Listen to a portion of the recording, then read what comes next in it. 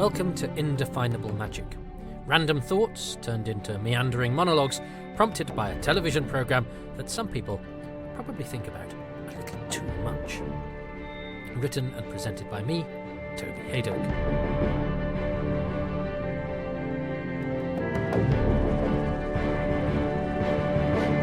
This episode, Units of Dating.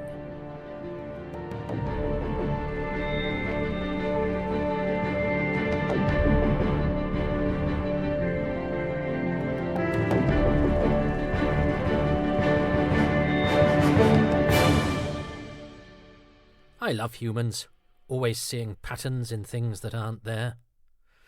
It's my wedding anniversary today. Well, as I write these words it is, and hopefully when I record them too, listener, it is just. But it won't be when you listen, I'm sure, as it won't be going out live. So what actually is today? Is it now, when I'm speaking, or now, when you're listening? Those two nows are two very different things. Well, in the gap between the now and the now, my now and your now, I will be attempting to turn my conflicting feelings about today's date into something. It was a lovely day, my wedding, cheap and cheerful, but full of character, and it was a bit of a fairy tale, our story, and this seemed to be the ending of a pretty grotty period and the beginning of something shiny and new. The black and white days were over, and now everything was in colour and on film. But spoiler alert, it didn't last. So it's an odd day. I don't regret getting married at all. As I said, it was a great day. But by my fourth wedding anniversary, 18th of July 2013, Doctor Who's 50th anniversary year, supposedly the most exciting of my life with all sorts of possibilities, I was sleeping on a mate's sofa, wondering where it had all gone wrong. 11 wedding anniversaries later, wow, and life has moved on, of course. But the date, well, it brings things back. Well, I probably make it bring things back. Like the Doctor says in Tomb of the Cybermen, things and people sleep in your mind until you conjure them, and dates serve to remind us when to pull out the wand, when to produce a sad-looking rabbit out of a battered old top hat. However, much more recently, a year ago, today, in fact, I did something else nice on July the 18th. It was a strange confluence that brought up myriad feelings in strange and affecting ways. I was at Alexandra Palace, the home of the BBC, when that seminal TV series that you may have heard me talk about, The Quatermass Experiment, was broadcast. And it was broadcast from there on the 18th of July, 1953. If that weren't enough, when I got married, I had moved into my wife's flat, which then became my home, which was literally in the shadow of Alexandra Palace. So last year, I was suddenly back where I used to live, on the anniversary of the day that place officially became my home, where the streets and doors and sounds and smells and buses were so familiar and everyday once, seemingly yesterday, yet seemingly 100 years ago too. And I was doing a happy, exciting thing in a place and on a date where happiness and sadness vied for attention in a most unbecoming way. This is kind of ridiculous. I can't think of anything that happens to me on, say, May the 12th, but July the 18th, too bloody much is happening. There's too much July the 18th. Give some of it to May the 12th, for goodness sake. July the 18th is full. Wedding day bliss, Quatermass excitement, reflection about both, and all accompanied by geographical reminders. Somebody was walking over my grave and my wedding cake at exactly the same time this time last year. Would it have felt any different if, say, this Ali Pali event and Quatermass's first episode had happened on, I don't know, October the 4th? Who knows? But the fact is, they didn't. The intersecting dates make it seem somehow more significant, makes the sadness sadder, the happiness tinged with some sort of bittersweet regret. I don't know, it's somehow something to hang perspective on. A random sequence of names and numbers, after all that's what dates are, somehow gives structure, somehow confers meaning, somehow produces meaning. There's a pin in the map of one's lifetime when there's a date involved. But hang on, Toby, I hear you cry. You got married on the day of the first episode of the Quatermass experiment. You got married on Quatermass's anniversary. You sad bastard. Did she know? If so, I'm surprised she didn't get rid of you before the wedding. But to be fair, she didn't know. And actually, nor did I. I promise you, picked the date because that's when the venue was available, which, fact fans, we got for £50. Oh yes, it was a ramshackle affair, but we produced miracles on a small budget and everyone went the extra mile. Sound familiar? It was only some years later that I made the connection between my wedding date and Quatermass. I hadn't, surprisingly enough, ever thought about the two things at the same time. Now, if we'd got married at Westminster Abbey, maybe, but no. I did, however, propose on the 22nd of November, a date which will probably chime a bit more with the majority of listeners, and that time it was kind of deliberate. Well, look, I'd been building up to the proposal anyway. I'd bought the ring and been planning it when circumstance meant that we'd actually be in a nice hotel for work on that date, the 22nd, and it was a weekend, and so it seemed like the question was begging to be asked at this point. But I also knew, because generally I am quite bad with dates, that I'd never forget the date I proposed because, well, it's the day before Doctor Who started, innit? So every time a Doctor Who anniversary approaches, well, I'd be mentally prompted to acknowledge the day. Though actually, because of how dates work, the proposal date soon actually became very unimportant and the wedding date took over. Like a new Doctor, everyone pretty much forgets about the old one. So actually, I don't really get any mixed emotions now on November the 22nd, and so my Doctor Who anniversary weekend is generally uncomplicated by any unwelcome rumination on lost love. July the 18th, though, today, even though I'm in a very happy, extremely supportive relationship now, and I have a very cordial relationship with my ex, there are no recriminations or festering resentments, but I don't know. It still makes me sad. It makes me sad for that happy chap, me, who I know, 4 years later, just 4 years after the best day of his life, will be in the worst place he's ever been. I think about how optimistic he was, how he thought he'd fixed everything. If only he knew. It's a bit like, and I'm not being glib, seeing the Colin Baker of old assert that he'll play the Doctor longer than his namesake Tom. He's in it for the long haul, with the knowledge now that he too would be ousted against his will with what seems like unseemly haste. And despite Colin's Big Finish resurrection and rehabilitation, I don't think it takes a major psychologist to intuit that what happened to him back in 1986 still hurts, still informs his world view. So even though I'm perfectly fine and my life is good, I am, if I'm honest, feeling waves of melancholy today. Feeling? Maybe summoning even. Is that what dates are for? They perhaps give us an excuse to take a bit of a mental MOT, to acknowledge any unnoticed emotional build-up and so, cathartically, bleed the engine. Why wasn't I sad yesterday, though? And why won't I be sad tomorrow? What, does something happen at midnight? Of course it doesn't.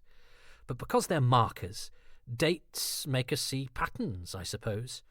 It's all about trying to give meaning and structure to life, which is, sorry folks, in reality unstructured and probably really meaningless. Which is why we forge relationships and ceremonially sanction and solidify the very special ones, to give meaning to our lives, to make us feel, important is the wrong word, that's too lofty, not important, well, I suppose to make us feel alive, that we have purpose, that we're safe. I've never been big and sexy, but maybe on my wedding day I felt, just for a moment, just for a day, small and beautiful and what life is all about.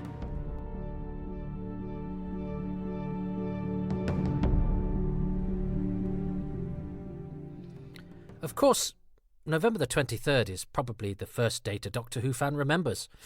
I acquired this piece of knowledge from my Christmas 1983 present, Doctor Who, A Celebration by Peter Haining, which told me so much about the show, including that fateful calendar entry. It had extra significance, at least as far as my amazed family was concerned, by it being the day after a date everyone remembers what they were doing on. The assassination of John F. Kennedy, the 22nd of November, or Engagement Day as it's now actually not known anymore. 23rd of November is probably my favourite date then, and I definitely wouldn't do anything else on it because, frankly, it doesn't need any additional importance attached to it. In fact, anything else to do on November the 23rd would, frankly, just get in the way. A bit like having your birthday on Christmas Day. It'd be overwhelmed by the star attraction. In fact, my birthday is perilously close to that highlight of festivities. I'm a January the 2nd child. Probably, I would venture to say, and this is because I am a self-indulgent pessimist, January the 2nd is the very worst date to have a birthday. Yes, I know people whose Christmas Eve and Christmas Day and New Year's Eve birthdays get overshadowed, subsumed by those landmarks. But at least people are actually around. At least you get proximity. You know, yay, happy Christmas. Oh, and happy birthday to you too, of course. Most of my birthday acknowledgements are retrospective. You don't see anybody. It's like being experienced on a streaming service. Most people catch up with it after the event, by which time it's pretty much been spoiled. I was due, actually, on New Year's Eve, and it was probably the only party I missed for about the first 45 years of my life, popping out overdue instead, on the date on which absolutely nothing happens. The nation sleeps. You look in your diary. There's New Year's Day, start of the year. There's January the 3rd, everyone goes back to work. And in the middle, there's a big black hole of naffle when no one gives me a present. I do kind of revel in that, though, you know. It gives me an excuse to mark, ruefully, the unfortunate nature of my existence. God, it's awful, isn't it? I've allowed myself to frame my birthday in my own image. The date of my birthday helps me to reinforce my world view. I was 50 this year, and I didn't do much, and hardly anyone on Facebook wished me happy birthday. Sad face. Why? Well, because I don't have my birthday displayed on Facebook, so no one is tipped off. Well, I only want birthday wishes off my real friends, think I. Not people who need prompting by an evil cyberspace chalkboard. Yeah, so people might be busy, and they might actually benefit from a reminder because that's what modern life is like. That's what being grown up is all about. But no. I have created the events of my childhood where people did frequently forget and my birthday wishes were usually belated. Under my own steam now, in order to perpetuate feelings I could easily let myself grow out of. But I put pressure on the date to deliver something special, whilst lessening its chances of doing so. And then I can look out and go, oh, life's unfair. But, with or without my hindrance, it is still a crap day for a birthday, January the 2nd. But, nevertheless, it's always fun to tie Doctor Who in with our birthdays, isn't it? Sadly, I wasn't born on a Saturday, so I don't have a birth date episode. It's a shame. I emerged, as it happens, between parts 3 and 4 of The Time Warrior, which I'm very happy about. I love the cliffhanger to part 3 of The Time Warrior, and I'm glad to see it resolved. That's the first Doctor Who that occurred whilst I was in the world. And that was the Doctor Who archive story, The Time Warrior, in one of the very first Doctor Who magazines that I was able to call my own. It was an issue I carried around with me and reread many, many times. It's a good mix, isn't it, of serious and funny, that story. A solid production with a brilliant monster. And, yeah, it's a definite favourite of mine. It fits me, that story, I think. There are episodes that have been broadcast on January the 2nd, though. Just not my January the 2nd. And, in fact, not January the 2nd in my lifetime. No, I didn't even get Doctor Who as a birthday present. Because the January the 2nd Doctor Whos are The Rescue, Part 1, and Terror of the Autons. Part 1. Yep, both before I was born. The Rescue Part 1 actually got 12 million viewers. See? People can remember you if they want to on January the 2nd. Or perhaps everyone was just still hungover, stuck in front of the telly, waiting for the trembling to stop. That said, 1 million more people watched Part 2 of The Rescue, and similarly, the January the 2nd instalment of Terror of the Autons had fewer viewers than the subsequent 3. So most people have probably ended up watching it after the event because they didn't get around to it when they initially should have done. Yeah, I know how both those episodes feel. But never mind about episodes. What about people? Well, luckily for them, most Doctor Who-related people weren't born on January the 2nd, but I do have one notable Who twin, and it's a goodie. Victoria Waterfield herself, Deborah Watling. She was born on the 2nd of January, 1948.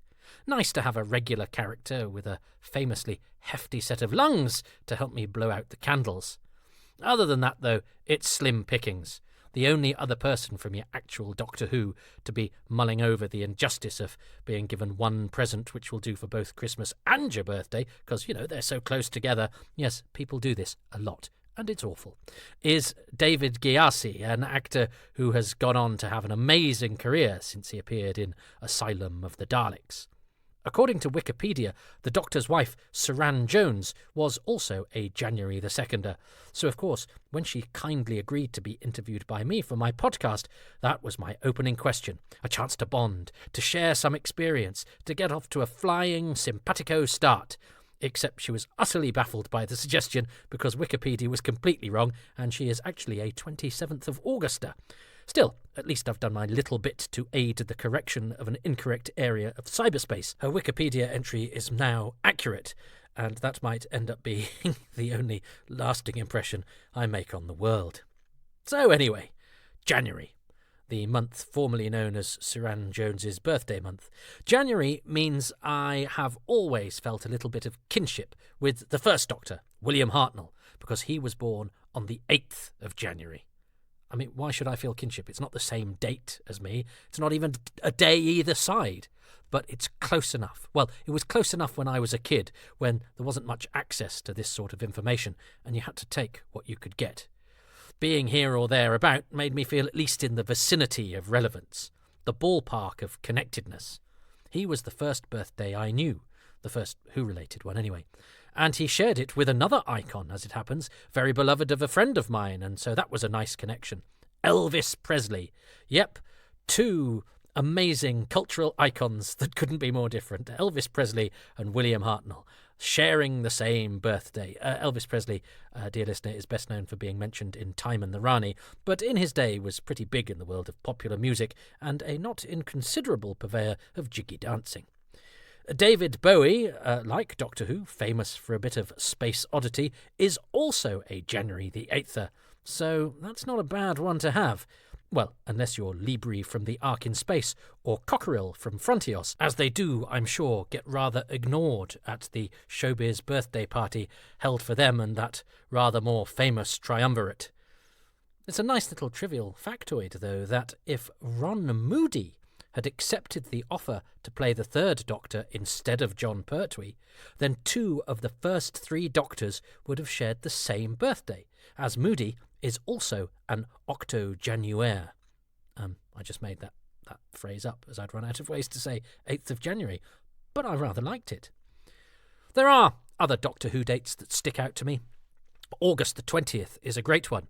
Not only the birthday of Sylvester McCoy and Sophie Aldred, the Doctor and Ace, but of their master, Anthony Ainley. The 3 top-billed actors in Survival only have one birth date between them. Talk about a confluence of legends. And it's also, because everything's about me, it happens to be the birthday of my current, listen to me, the optimist, other half.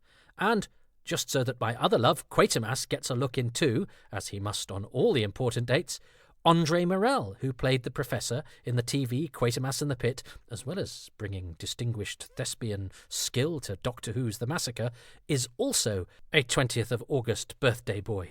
August indeed, especially when one considers that the 20th of August is the date that the very first filming ever was done on Doctor Who. Oh yes, this was wonderful news when I discovered this.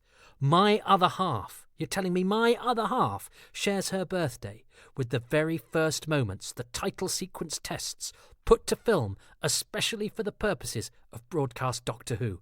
Oh, and the Doctor and Ace and the Master and Quatermass and actually Dalek operator Barnaby Edwards share that date as well. Oh, this was meant to be. I shouldn't be going out with anybody else. 20th of August. Dates have significance. Things have a way of showing that they're important and connected, and they help you to feel like your life has some sort of meaning or plan or cosmic order or I don't know, something. At least there's bloody something amongst the chaos. And Actually, it turns out that there was a memo all along that shows that the title sequence filming was rescheduled and not conducted on the 20th, but rather the 31st of August. But I didn't know that until very recently. I was so happy when I found out what turned out to be a lie. It had made a sort of sense. It had showed me that life was beautiful and that things were meant to be. Except they weren't meant to be, and life had other ideas. Oh, August the 31st. The day that the filming did take place? Well, that's not such an exciting date. None of my relatives or dogs or lovers have been born on August the 31st. Who was born on August the 31st? Oh, Jack Ward from Mark of the Rani. Mary the doe-eyed underground dweller off of The Enemy of the World. Oh, and Roy Castle, the other Ian Chesterton. Yeah, no, it's not quite the same, is it? I think sometimes, though, we quite like making ourselves sad. We might even need to do it. Now, when I say we, I mean I, but I'm looking for kinship here. There's a soothing catharsis, I think, about making oneself consider emotional things. We all like a wallow. We like to punish ourselves. Hey, I've watched The Mutants about 15 times. I've even watched Orphan 55 more than twice. And certain dates bring with them irony or give a different dimension to a sad event. When tragedy strikes, we might say, oh, so-and-so died just 3 days before their birthday, or whatever, as if somehow missing that calendular landmark somehow makes that person's death sadder. The prime Doctor Who example is Ian Marter, Harry Sullivan and novel writer extraordinaire. He tragically, because of a quirk of chronology, died on his own birthday, October the 28th. But it would have been tragic whenever it happened. He was only 42, but the fact that it was his 42nd birthday, that gives it an extra tragic dimension on which we can reflect about the unfairness and strange sadness of life. And deaths are, of course, another kind of marker. I will occasionally raise a glass, now metaphorical, to a past friend or much-loved icon on the date of their passing. I remember where I was, not when JFK died, I wasn't born, but the moment when my sister called me. I was in the kitchen making her, I don't know why, that was unusual, a hot chocolate, to tell me that the news had just been announced on television of the death of Patrick Troughton. So this was the 28th of March, 1987, 3 days after his 67th birthday, making him just the same age as his predecessor, William Hartnell, had been when he died. Patterns. And in fact, the 28th is also the birthday of the stepson I gained from that marriage of mine that I've been talking about, a stepson with whom I bonded, and still bond to this day, over Doctor Who. So it's a busy time, actually, that week in March, because my sister, that aforementioned sister, her birthday is on the 27th. Maybe that's why I was making her a hot chocolate. Although that would have made it a day late. Well, maybe now she knows how I feel. So I always remember that one. Yeah, March the 28th. I cried. I'd never met the man, but our heroes have a way of unlocking our emotions that things closer to home might not. It's uncomplicated affection. It's pure. Well, at least it is when you're younger. So, who died on my birthday? Cheery thought. Who, when I was celebrating, looking forward to the next chapter, marking a new phase in my life, was breathing their last, shuffling off this mortal coil? Well, while everyone else was sleeping off their New Year's hangover, Victor Kerin, Virgil Earp in the last episode of The Gunfighters, lost his battle with cancer on the occasion of my 7th birthday. Gosh, he was younger then than I am now. He was just 48 when he died, and he's the subject of a very moving documentary which accompanies him on his final days.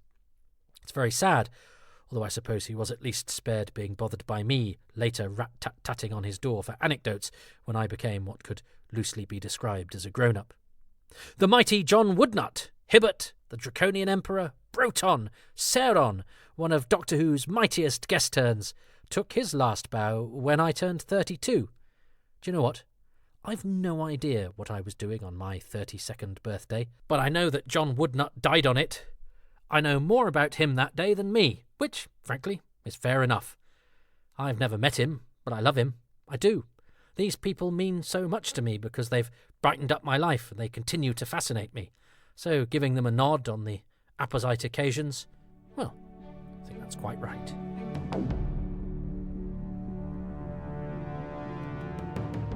And dates, well, they do make us stop and reflect.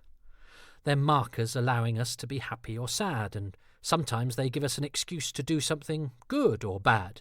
I've done the lottery today because I feel that today of all days I'm due some luck, or I deserve some happiness, and so I've decided that the karmic date people are pretty much obliged to pay me back for the fact that my marriage didn't work out by showering me in millions of lottery quid. Part of me today, actually, if I'm honest, just wants to hide under a duvet. Part of me wants to eat a whole bag of nuts. Oh, actually, that must have been quite a big part of me, because I've just eaten a big bag of nuts. I think the psychology is, well, at least I haven't killed myself or got drunk, so nuts to that. If the past is going to give me a reason to be gloomy, then I'm sure as hell going to make sure the present pulls its finger out in that regard. It is, after all, today, the present, and so it should be a bit more bloody relevant to events of 15 years ago. And it's funny, because of Quatermass and because of my wedding and because of all the emotional brouhaha around it, I've never looked up or pondered on what special Doctor Who things happened on the 18th of July. So, as I put this piece together, why not have a look? Ah, I see. A Race Against Death, the 4th episode of The Sensorites, was broadcast. As each new year passes at a speedier rate, a race against death is exactly what life feels like in general. Of course, actually, it wasn't originally scheduled to be that episode. The Sensorites had an unexpected week off in the middle due to sport. So the episode that should have been broadcast on July the 18th was actually Kidnap. Insert managed joke here. And what about July the 18th birthdays? Ooh, Robert Sloman, co-writer of The Demons. Ooh, set in a church. Look, a pattern. My wedding was in a church too. It's all connected. It's all about me. The Time Monster and Planet of the Spiders. Oh, very nice. Bert Kwok. Oh, well, fortunately no one pounced on me as I marched up the aisle. He also is a July the 18th birthday, as is the mighty Dickon Ashworth, Sesame from Timelash. Oh, good actor. Wasted. Well, to be fair, a lot of people got pretty wasted at the wedding, and some of them were good actors. Oh, and, look, Paul Cornell. He is a July the 18th birthday. Paul Cornell, writer of Father's Day, also set in a church. Hallelujah! It's like the universe revolves around me. But unlike those others, Paul Cornell was actually at my wedding. That's funny. Now, I didn't know, or I'd forgotten, that it was his birthday. How kind of him to spend it with us. We didn't know Paul all that well, to be honest, but we invited a few people from the Doctor Who world to the wedding, because when we got together, I was just being invited for the first time as a guest to some international conventions, and my wife-to-be was discovering the world of Doctor Who, and so came with me. And so the friends that we made there were people we'd met and bonded with together at that special time, so it was nice to include a few on the guest list. I mean, we even had the Doctor Who theme played on the organ as we left the church, and everyone erupted into spontaneous applause. So, it wasn't a Doctor Who themed wedding, but there was a Doctor Who theme at the wedding. And my sister made the wedding cake. The little icing groom had a little icing scarf. Oh, sounds lovely, doesn't it? And it was. And I mustn't forget that. My sister worked really hard on that cake. Maybe I'd made her a pretty mean hot chocolate back on Troughton Day. One of my few regrets about that day, actually, that wedding day, because it went very well, was that in the churchyard there was a funny cross monument thing with steps that looked very much like the one that the Doctor is tied to in the Android Invasion. It would have been possible to recreate the cover of that book with a quick co-opting of the photographer and a bit of placement. Bride in the foreground as Stigron, groom further back and elevated, trussed up against the monolith like the Fourth Doctor. What a hoot! And I wasn't the only one thinking it.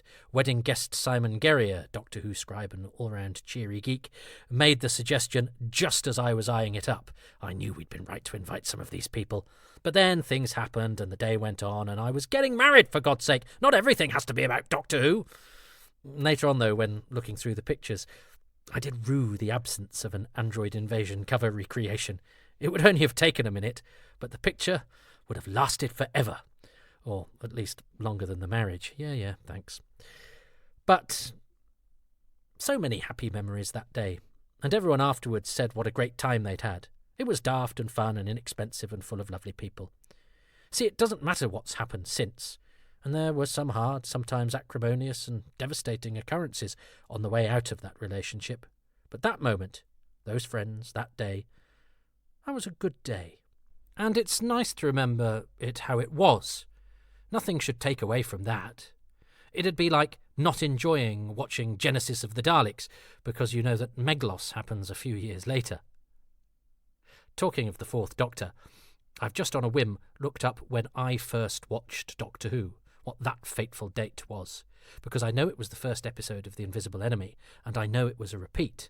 But I've never bothered to remember the date when this fateful interface occurred, when contact had been made for the first time.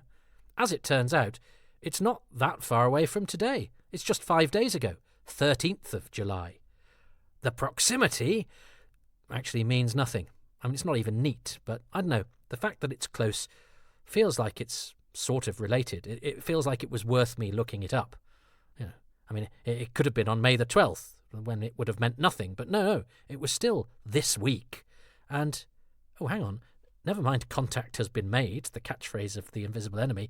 Contact has been established is the title of the first episode of the Quatermass Experiment, which, as we've covered, is also this week. It is all connected! I'd have got the vicar to say something like that instead of, I now pronounce you husband and wife, had I known. And you know what? She'd have probably let me. It's worth emphasising that none of this has anything to do with my life now. I'm not sad for what I lost. In fact, the fallout from that relationship led directly to my return to Manchester, a radio job that led to me meeting my current, yep, still not an optimist partner, and my present surroundings and house and dog and life, which I am happy with and grateful for. So many of the things that have happened to me would not have happened without that terrible unfolding. Out of the various sadnesses must come something good, to coin a phrase actually sort of bastardised from Genesis of the Daleks, which was directed by David Maloney, who died in 2006 on July the 18th. See, patterns. I'm not sad for me now, but I am sad for me then. He'd had a tough time, that fella, and he was really happy on July the 18th, 2009. He thought he'd cracked it. He thought that life would be easier from now on. And it was for a bit. As a great man once said, we were happy for a while. But it's a bit like watching someone I know is dead in an old Doctor Who. I find there's something rather touching about being privy to their movements, seeing their facial expressions up close, enjoying their creativity and endeavour, especially as I know what becomes of them. Some go on to great things, some make interesting achievements elsewhere, and some die shortly after. There's a neat one. Henry Gilbert, Torbis in The Curse of Peladon, died 1 year to the day after his sole episode of Doctor Who was broadcast. And then there's poor Jean Conroy, the young woman in the wood in the Dalek invasion of Earth, who was dead before her episode actually even aired. But for all of them, everyone who pops up in Doctor Who in roles big or small, who is part of the great big sprawling Whoniverse that has made up, I was going to say my childhood, but not. It's not. It's my entire life. Being in Doctor Who, it gives them a bit of immortality. But they don't know that then, on the date that they're making it. And that's why life is cruel and strange and magical. We have no idea what future dates hold, or how we will come to reflect on the things we are currently undergoing. We've no idea if the date we are on is going to be one the events of which will endure. We have no idea when we do something how important it might become. Time puts a very different perspective on everything we do, and we measure time through dating, which is why significant calendar entries resonate so much. As I say, I'm in a good place. I have a great relationship, home, dog. I've even got a Dalek. But there's something about taking stock, isn't there? I've got to mention that Dalek. That I got for my 50th birthday. It wasn't forgotten by everybody. My other half saved hard and worked hard and went to the effort to get me a Dalek, and one designed in the livery that was my favourite, which she found out through sneaky means. So yeah, Toby, you'll go, oh yeah, well, you know, nobody really made a big deal. the really important person made a big deal, and a bigger deal than perhaps anyone should have any right to expect. But yes, it does no harm to contemplate some of, if not all of our yesterdays. Even if it's hard sometimes to work out where the time has gone. I mean, I got married 15 years ago today. A lot of water has passed under the bridge since then. So what does 15 years feel like? Oh, I've no idea. It seems like a lifetime ago one minute, so close I could touch it, feel its fire, the next. No wonder unit dating is so tricky. From this distance, 1975 feels like it could perfectly easily have been 1980, and vice versa. And one day, of course, there's a date out there that will be the date that I die. A cheery thought, innit? I mean, I've no idea what that date will be. I mean, it'll be a Doctor Who date. The broadcast of this episode, the birthday of that star. Yes, Toby, which Doctor Who VIP will you share your death date with? That's something to aspire to. I hope it's not somebody too important. Don't want to be overshadowed, so let's avoid dying on April the 23rd or March the 28th or May the 20th. Nobody's going to be marking the anniversary of my passing if they're making memorial threads to Hartnell, Troughton or Pertwee. Oh, it'll be like my birthday all over again. Maybe I should aim for May the 12th. Give it something to crow about. But it won't matter, I suppose. I'll be dead. The important thing is to try to make every day count until then. And that was kind of how I was going to round this off. Written quickly, on the day, splurged out. A distraction, I suppose. A kind of mental MOT.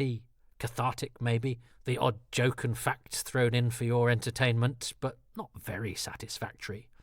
A ramble without really a point to make.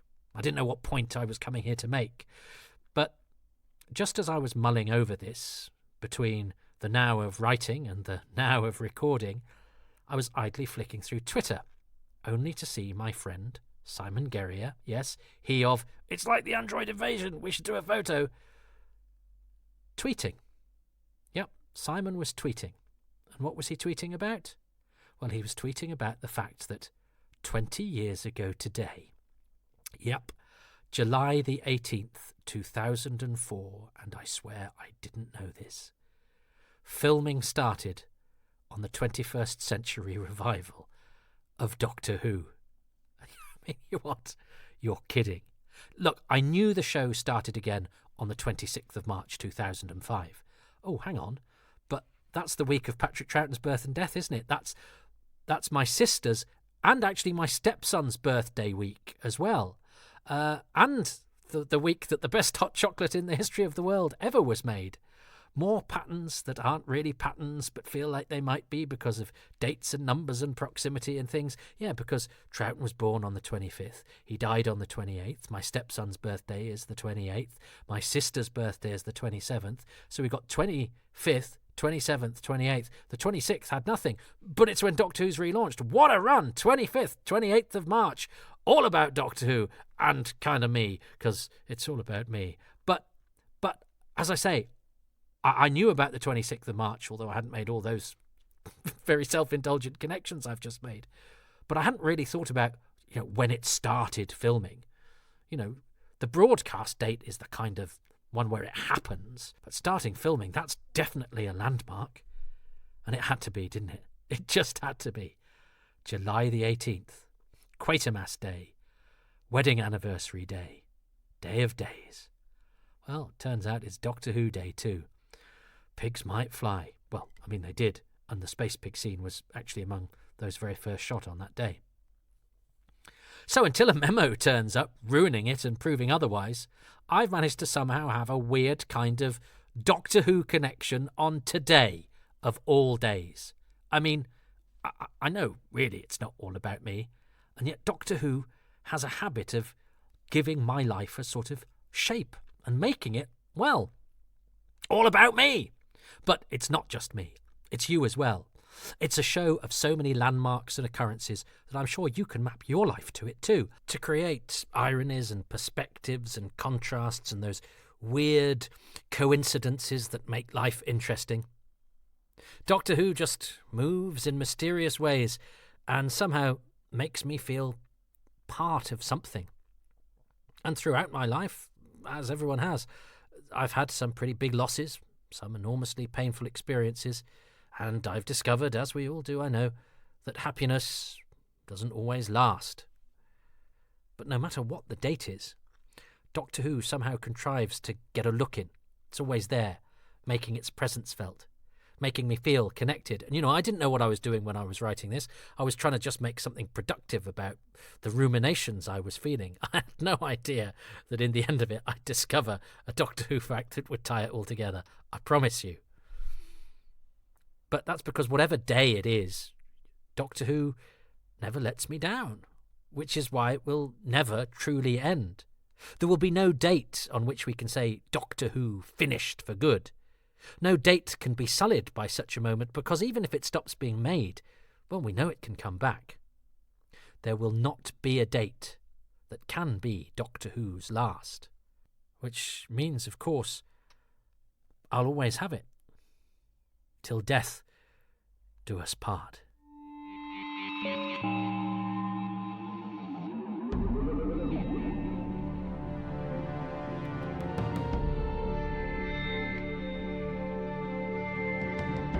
Thanks for listening to Indefinable Magic.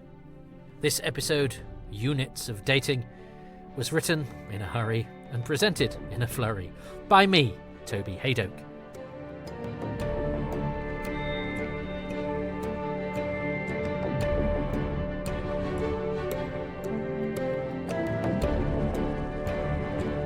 The podcast artwork is by Dylan Patterson, and the music was specially composed by Dominic Glynn.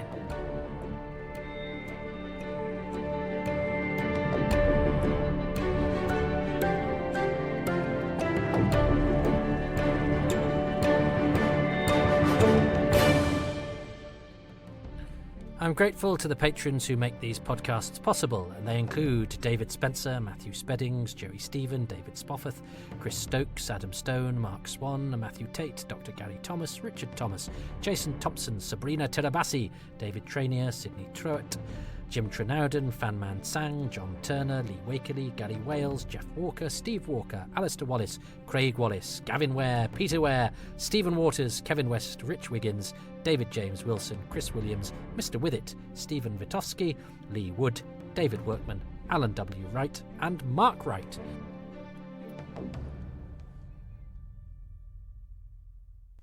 Getting your name read out on the credits is one of the perks of being a patron. You can become one of those by going to patreon.com/Toby Haydock, where, for as little as £3 a month, you get all sorts of goodies.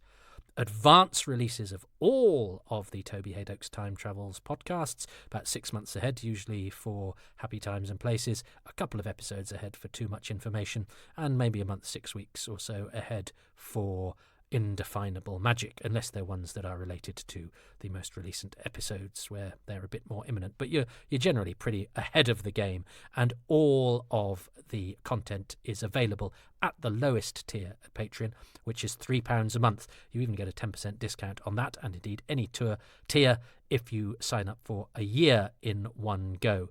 Other bonuses include a monthly AMA, sometimes more than one, and an exclusive podcast all of your own called Far Too Much Information, as well as photos and behind-the-scenes footage from various things that I get up to in the Doctor Who universe, including the making of the Blu-ray and DVD extras and commentaries that I do. So lots there, and it's a lovely little community. And there are perks, and they're all available at the lowest tier.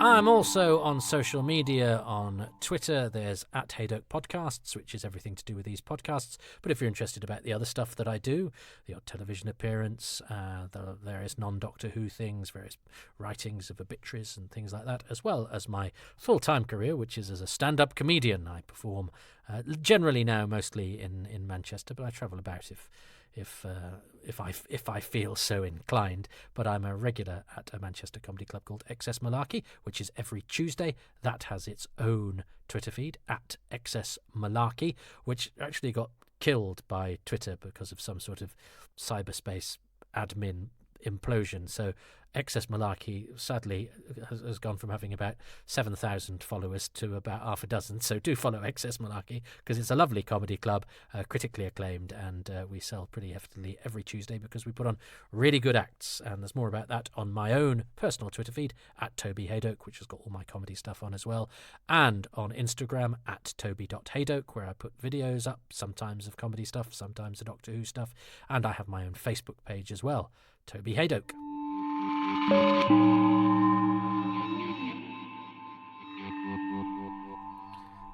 Well, I couldn't go. I left May the 12th dangling. Simply, I just chose a date that I wanted to sound innocuous. It was harder than you thought, actually. I'd originally gone with October, but then I needed an October for something else. Anyway, May the 12th.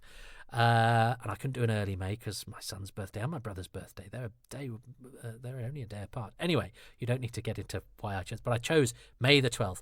I let it go at random. I chose it at random, but every time I said it out loud, there's part of me back of my head going, yeah, but you've really got to find out what happened on May the 12th. One, because people might write in. Two, because you don't want to stumble upon the fact it was the day that Sidney Newman had Doctor Who is great tattooed to his left nipple, whilst doing a pogo stick around Television Centre saying the Daleks should never have happened. But May the 12th, let's have a look, because it's been niggling me. So for completeness sake, I have looked up and cut and pasted what happened on May the 12th to the bottom of my document here, because, as we've established, no day is really a non-Doctor Who day. So here we go, just for completeness, because I couldn't let it go. I couldn't let it lie. This is one of many reasons that I'm not worth getting married to. Here we go. May the 12th was the broadcast date of only one Doctor Who episode, Planet of the Daleks, episode 6. It is 2 birthdays. Salvix from Warriors of the Deep, Christopher Farries, born in 1947, and Oscar Botcherby from The Two Doctors, James Saxon, in 1955. Both actors sadly no longer with us, though I was at university with Christopher Farries' nephew. And deaths on May the 12th. There's no reason to be doing this. May the 12th I just invoked out of nowhere, but nonetheless, as we're here, deaths on May the 12th. A couple of incidental musicians. Humphrey Searle, who did the music for the Mythmakers, died in 1982. And Norman Kay, who did the music for the very first story and the Keys of Marinus and the Sense Rights, died in 2001. Remember seeing his obituary in The Guardian. Nobody will have had a chance to interview Humphrey Searle, really. 1982, too early to be nabbed by fandom, but he was well known to Donald Cotton, who wrote the Mythmakers, because he'd done some music for his radio serial already. So I think that's how he came to be involved in the TV Mythmakers, because the Mythmakers is his only Doctor Who. Robert Russell died on May the 12th, 2008. Robert Russell is the Kaber in Terror of the Zygons. He's also a guard in Power of the Daleks. And David Kincaid, who played Lane in Warrior's Gate, died in 2010. So there we go. I have got an automatic, and it's an automatic desire to make sure I don't leave any fact unmentioned and qualified, even in a post-credit sequence that most of you will have tuned out of before getting to. But those of you that are here, there you go. You're welcome. Happy days to you, whatever date you're listening to this on. This is why I've had a shortage of dates in my lifetime.